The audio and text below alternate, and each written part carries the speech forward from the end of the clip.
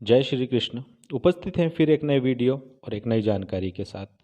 आज का हमारा विषय है नागपंचमी। नागपंचमी क्यों मनाई जाती है, इसकी विधि क्या है पूजा करने की, क्या क्या आवश्यकता है, सब जानते हैं। नागपंचमी की सबसे पहले पूजा विधि जानेंगे कि इसमें क्या क्या सामग्री लगती है, नाग देवता कैसे बनाएं घर में। सुबह जल्दी उठकर घर की सफाई और स्नान आदि करके अच्छे स्वस्थ वस्त्र पहने, दीवार पर गेरू पोतकर पूजा करने का स्थान बनाएं।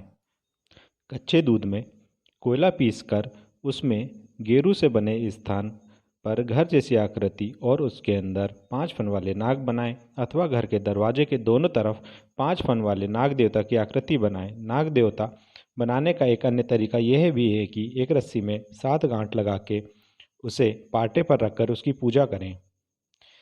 अब यदि संभव हो तो नाग की बमई पर 1 कटोरी दूध चढ़ा कर पूजा करें। बमई ना हो तो दीवार पर या पाटे पर बनाए गए नाग देवता की पूजा भी की जा सकती है। पूजा के लिए रोली, अक्षत से टीका करके मौली, पुष्प, गंध आदि अर्पित करें। भीगा अनाज, धान, खील, दूर्वा, खीर का दूध, मिठाई आदि अर्पित किए जाते हैं। नाग पंचमी की कथा क्या है, आगे सुनते हैं। नाग पंचमी की कथा। एक सेठ साहूकार के 7 लड़के थे। सातों विवाहित थे। सबसे छोटे लड़के की पत्नी सुशील और बुद्धिमान थी। उसका कोई भाई नहीं था। एक दिन बड़ी बहू सभी को साथ लेकर मिट्टी लाने के लिए गई। वे खुरपी से मिट्टी खोदने लगी। तभी वहां एक सांप निकला जिसे बड़ी बहू खुरपी से मारने लगी। यह देखकर छोटी बहू ने कहा, इसने हमारा क्या बिगाड़ा है, इस बेचारे निसपराध को छोड़ दो।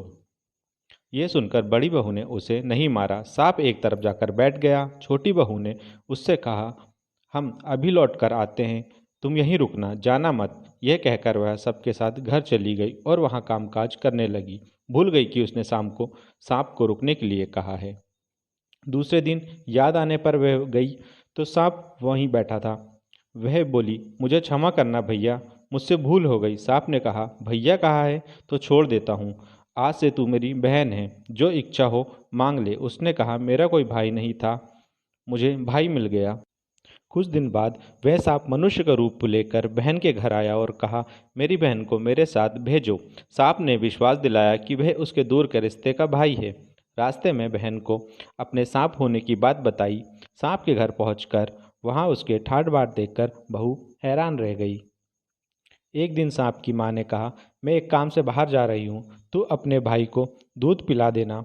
उसने दूध दिया, वह गर्म था। सांप का मुंह जल गया। ये देखकर सांप की माता जब वापस लौटी तो वह बहुत गुस्सा हुई। सांप ने कहा कि बहन को अब उसके घर भेज देना चाहिए। तब सांप और उसके पिता ने बहुत सा सोना, चांदी, जवाहरात, वस्त्र आदि देकर उसके घर पहुंचा दिया।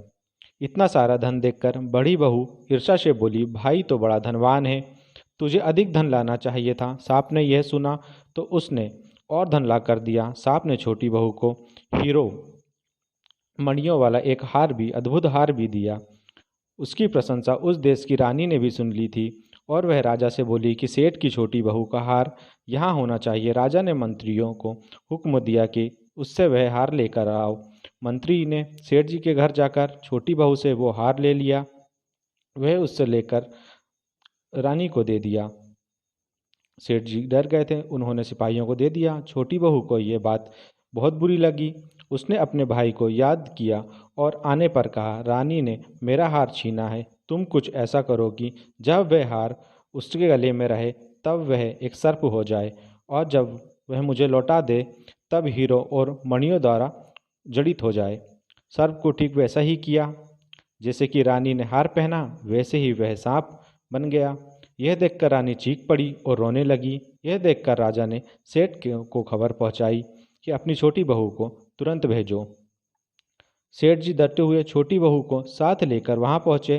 राजा ने छोटी बहू से पूछा, तूने क्या जादू किया है, मैं तुम्हें दंड दूंगा। छोटी बहू बोली, राजन क्षमा करें, लेकिन यह हार ऐसा ही है, किसी और के गले में जाता है तो सर्प और मेरे गलियों में ये हीरो का हार हो जाता है।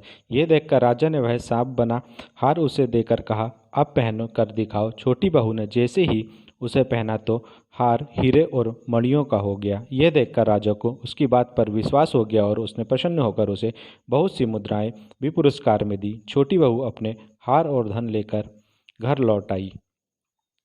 उसके धन को देखकर बड़ी बहू ने ईर्ष्या के कारण उसके पति से कहा, उसकी पत्नी के पास ना जाने कहाँ से इतना धन आया है। यह सुनकर उसके पति ने अपनी पत्नी को बुलाकर कहा, ठीक ठीक बता कि यह धन तुझे कौन देता है। वे अपने भाई सांप को याद करने लगी। तब उसी समय सांप ने प्रकट होकर कहा, जो मेरी बहन के आसन पर संदेह करेगा उसे मैं खा जाऊंगा। यह सुनकर छोटी बहू का पति बहुत प्रसन्न हुआ और उसने सर्प देवता का बड़ा सत्कार किया। उसी दिन से नाग पंचमी का त्यौहार मनाया जाने लगा और स्त्रियां सर्प को भाई मानकर आज भी उसकी पूजा करती हैं। बोलो नाग देवता की जय। मिलते हैं फिर एक नई वीडियो और एक नई जानकारी के साथ।